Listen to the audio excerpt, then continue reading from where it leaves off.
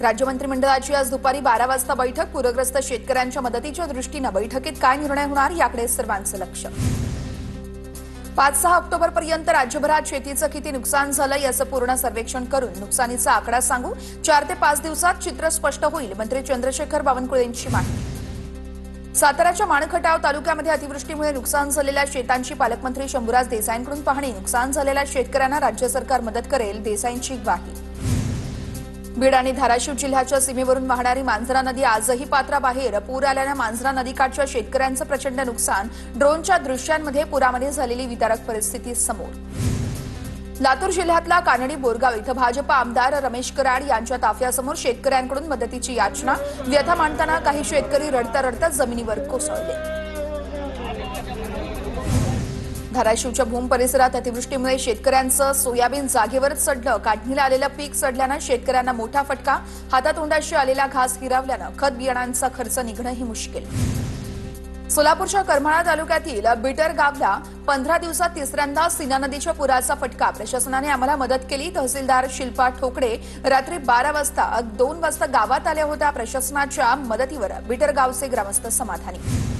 जळगावच्या गिरणा नदीने रौद्ररूप धारण केल्यानं चांदसर गावात हजारो हेक्टर शेती पाण्याखाली। शेतात पाणी शिरल्यानं केळी, मका आणि कापूस पिकांचं मोठं नुकसान। जळगावात अतिवृष्टीमुळे एरंडोल तालुक्यातील गावांना मोठा फटका। अंतुर्ली शिवारात अतिवृष्टीमुळे शेतकऱ्याची मोसंबी बाग जमीनदोस्त। मुसळधार पावसामुळे धुळ्यातील वडेल शिवारात शेतीचं मोठं नुकसान। 5 एकर शेतीतील शेवगा पिकाची हानी। रामदास मोरे या शेतकऱ्याचं मोठं नुकसान झाल्यानं त्यांनी हंबरडा फोडला।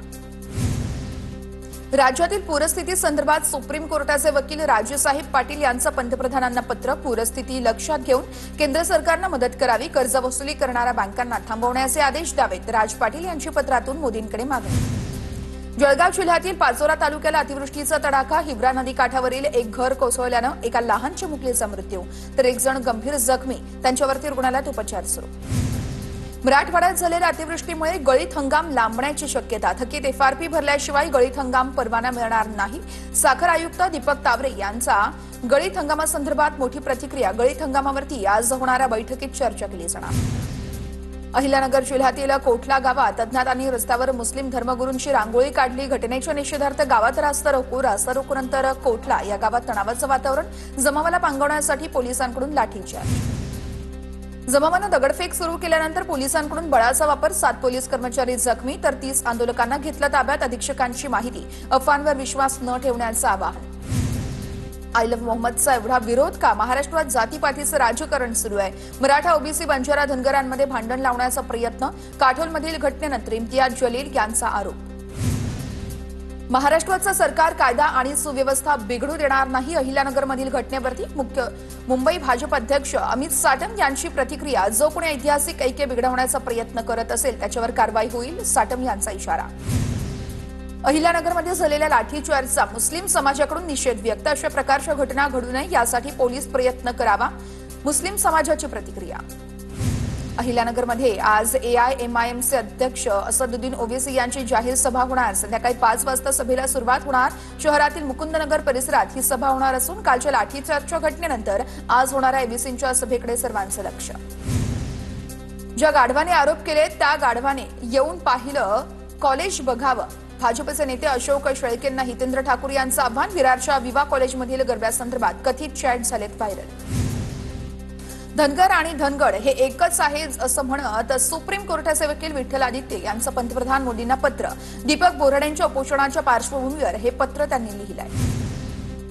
ठाकरे सेनेचे खासदार ओमराजे निंबाळकर आणि बंडू जाधव यांनी घेतली दीपक बोराडेंची भेट। आमदार कैलास पाटीलही उपस्थित। धनगर आरक्षणासाठी बोराडेंचं मागील 14 दिवसांपासून उपोषण। आरक्षणाच्या मुद्द्यावर आज अमरावतीमध्ये आदिवासी समाजाचा भव्य मोर्चा निघणार। मोर्चामध्ये हजारोंच्या संख्येने आदिवासी बांधव सहभागी होणार असल्याची माहिती। आदिवासी आरक्षणात बंजारा समाजाला स्थान न देण्याची मागणी। महाराष्ट्र काँग्रेस विरोधात गुन्हा दाखल। भाजपचे सोशल मीडिया संयोजक प्रकाश गाडेंची तक्रार। जनतेची दिशाभूल करणारा पोस्ट केल्याचा आरोप। महाराष्ट्र काँग्रेसच्या ट्विटर हँडलवरून जेन झी आंदोलन या नावाखाली केली होती पोस्ट। फडणवीसांकडून मुंबईतील नवरात्रोत्सवाला भेट. शेलार बंधूंच्या दोन्ही मंडळांकडून पूरग्रस्तांसाठी मुख्यमंत्री सहाय्यता निधीला 32 लाख, तर प्रवीण दरेकरांच्या मंडळाकडून 55 लाख आणि भाजप अध्यक्ष मुंबईचे अध्यक्ष अमित साटम यांच्याकडून 5 लाखांची मदत जाहीर. पूरग्रस्तांना मदत करायची की नाही हा उद्योजकांचा वैयक्तिक प्रश्न, पण शासन बाधित लोकांच्या पाठीमागे ठामपणे उभं राहणार. उद्योजकांकडून पूरग्रस्तांच्या मदतीवर मंत्री उदय सामंतांची प्रतिक्रिया. धुळे ग्रामीणचे आमदार राघवेंद्र भदाणे यांच्या निवासस्थानासमोर संभाजी ब्रिगेडचं डफली वाजवत आंदोलन. ओला दुष्काळ जाहीर करा, शेतकऱ्यांची कर्जमाफी करा, संभाजी ब्रिगेडच्या कार्यकर्त्यांची घोषणाबाजी. किशोरी पेडणेकर पुन्हा महापौर. समर्थकांकडून व्हिडिओ व्हायरल. ठाकरेंच्या शिवसेनेकडून मुंबई मनपा निवडणुकीची तयारी सुरू, तर मुंबईचा महापौर मराठी होणार आणि मनसेचा होणार.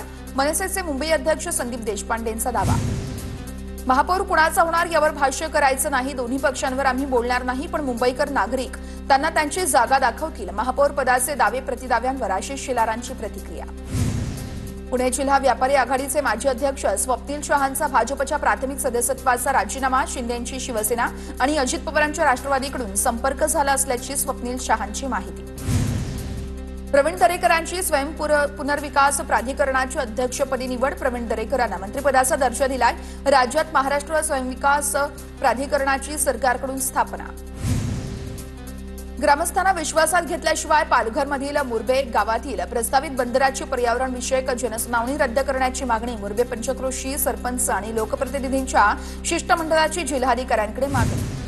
आशिया कप जिंकलो म्हणजे आपण खूप मोठे झालो असं नाही. आपण सामना खेळलो नसतो तर जगाला चांगला संदेश गेला असता. भारत पाकिस्तान सामन्यावर इम्तियाज जलील यांची प्रतिक्रिया. निलेश घायवळ विरोधात कोथरूड पोलीस ठाण्यात आणखी एक गुन्हा दाखल. बनावट वाहन नंबर प्लेट वापरल्याबद्दल निलेश घायवळ विरोधात गुन्हा. निलेश घायवळ सध्या लंडनमध्ये असल्याची माहिती.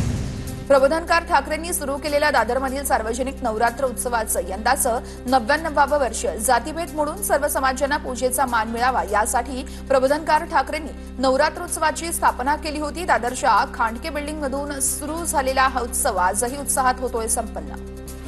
शिंदे सेनेच्या नेत्या शायना एनसी यांनी दिव्यांग मुलं आणि त्यांच्या नातेवाईकांसोबत खेळला गरबा. सर्वांना सोबत घेऊन चालण्याच्या दृष्टीने एकनाथ शिंदेंच्या म्हणण्यानुसार हा उपक्रम आम्ही राबवतोय. शायना एनसी यांची प्रतिक्रिया. अंबरनाथच्या कोंडवलीमध्ये जय भवानी नवरात्रोत्सव मंडळाकडून तरुणाईला नशामुक्तीची शपथ देण्यात आली आहे. खासदार श्रीकांत शिंदेही यावेळेस होते उपस्थित. ड्रग्ज माफियांवर कारवाई करणाऱ्या पोलिसांचाही सत्कार.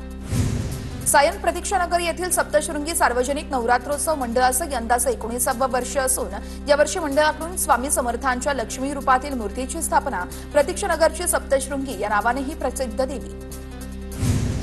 मुंबईतील नायगाव सार्वजनिक नवरात्रोत्सव मंडळाचं यंदाचं 82वं वर्ष पदार्पण, तर मंडळानं यावर्षी पुरातन महादेव मंदिराचा सुंदर देखावा साकारला. नायगावची ही भवानी माता चंदनाची देवी म्हणून प्रसिद्ध. अंबरनाथमध्ये बंगाली समाजाच्या वतीनं दुर्गा पूजेचं आयोजन. ऑर्डिनन्स फॅक्टरी परिसरात दुर्गोत्सवाचं यंदाचं 82वं वर्ष. देवीचं मनमोहक रूप पाहण्यासाठी भाविकांची मोठी गर्दी. अंबरनाथमध्ये अष्टमीनिमित्त महालक्ष्मी पूजनाचं आयोजन. तांदळापासून देवीचा मुखवटा आणि घागर फुंकण्याची प्रथा. ब्राह्मण सभा या महिला शाखेकडून महालक्ष्मी पूजेचं देखील आयोजन. पनवेल बालसुधारगृहातून 5 मुली पळून गेल्यानं खळबळ निर्माण झाली होती. दरम्यान या पळून गेलेल्या 5 मुलींपैकी 3 मुलींना शोधण्यात पनवेल शहर पोलिसांना यश, तर 2 मुली अद्यापही बेपत्ता. शिंदे सेनेचे माजी महापौर ललित कोल्हेंना फार्म हाऊसवरील बनावट कॉल सेंटर प्रकरणी पोलीस कोठडी. ललित कोल्हेंसह 7 जणांना पोलीस कोठडी. बनावट कॉल सेंटर प्रकरणी सर्व आरोपींना अटक. फॅमिली प्रॉब्लेम्स, कोर्ट केस, संपत्ती वाद, शत्रूंचा त्रास, राजकारणातील समस्या, प्रेमातील अडथळे, विवाहातील त्रास, जन्मकुंडली दोष, सर्व प्रश्नांचे समाधान मिळवा गुरुजी कमलेश जोशींसोबत.